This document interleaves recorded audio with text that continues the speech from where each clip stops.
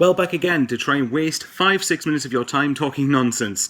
So, yeah, not exactly the result we wanted on Tuesday night, was it? Sunderland won, Rotherham won, obviously. And to be fair, I have got the last two scores right. I did say we would beat Accrington 3-1, and I said we would draw 1-1 with Rotherham. So, you never know. Look, I mean, I'll quickly summarise my thoughts on the Rotherham game. Go and check out my channel, which is just simply Michael Bowers. On that, me and two of my mates actually tried to dissect the game on Tuesday after the fact, as you want to try and get a reaction up quickly. But now that I've had a couple of days to think about it, I do think that the first 30 minutes, I think Sunderland were very dominant. I think, obviously, this is something everyone's seen. Sunderland were absolutely dominant first 30 minutes. And you could say, did we create many clear-cut chances? Well, yeah, McGeady had a couple of them. O'Nien had a good chance. And obviously, we had the penalty. I think the opening 30 minutes is how I want Sunderland to be playing. I want them to press and be in the opposition's faces constantly, game in, game out, week in, week out. And I'm not expecting them to do it for the full 90 minutes, by the way, but I'm expecting them to do it for longer than 30 minutes. Look, we need to make sure that we go out there on Saturday against Bolton, which will be a hard game, by the way, and really press them, really force them into making mistakes. But I'll get onto Bolton in a little bit.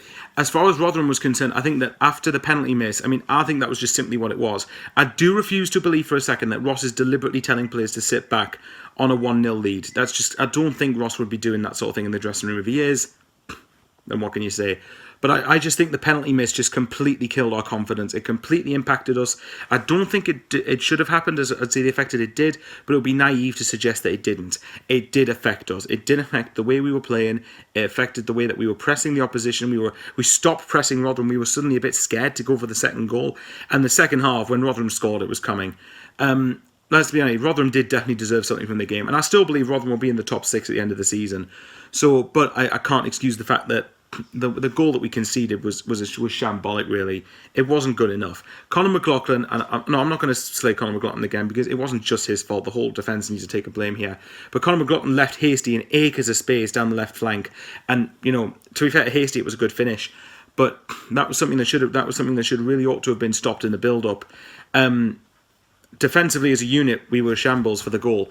And then afterwards, we just didn't look like we had the confidence to push for a winner. Even though Wyke had a chance, and there was a chance where O'Nien could have easily had a shot just inside the technical area, the penalty area. Could have easily shot, but he tried to pass to someone who wasn't there. And in fairness, I did think that was just down to him just trying to play the extra safe option and give us a better chance of scoring, which is something that I've slated, for example, Gooch for.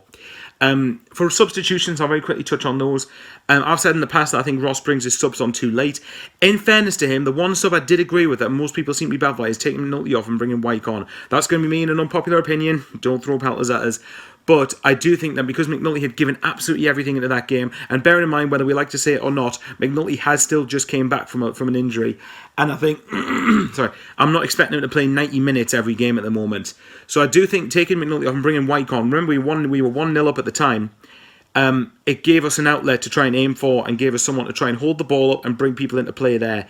I do actually agree with that substitution from Ross at the time. Obviously, because we didn't win, people are going to be slating it. But it's not that's not the substitution. That's not the substitution. Rather, is not the fault for us conceding the goal that we did. If we keep a clean sheet, we win the game. Simple as that. So there you go for me. Look, if we play like we did in the first 30 minutes for the next upcoming of games, then we should be able to pick up points without any real difficulty. But now, let's get on to Bolton. So, from what I've seen from Bolton fans on social media, and I've seen a couple of the highlights from Bolton Oxford, Bolton missed some very good chances on Tuesday night. Now, is that down to Oxford being disappointing, or is that down to Bolton starting to turn the corner?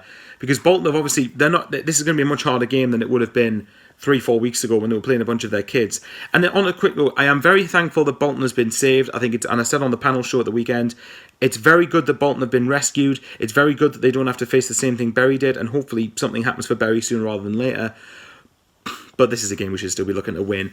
And I think that if we don't win this game, there is going to be a good section of the fan base, I would say at least half, maybe 2/3 or so of the fan base, that will call for Ross's head.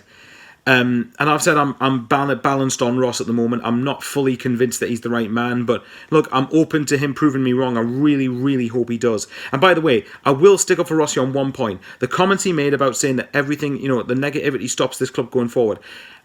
I do agree that I think that criticism is definitely warranted, and I do think that this team does deserve criticism because we're not playing that well. However, everything bad is micro-analysed to the nth degree, whereas a lot of things all the wins just tend to get ignored as, oh, well, we didn't play very well.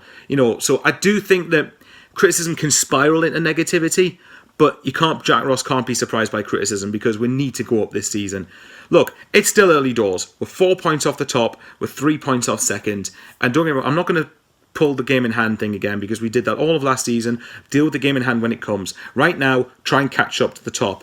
So, and I still believe in general the quality of the league is not there as opposed to what it was last year. Luton's not there, Barnsley's not there, Charlton's not there. I think Ipswich will be strong. I've tipped Ipswich to win the league, and I think they will.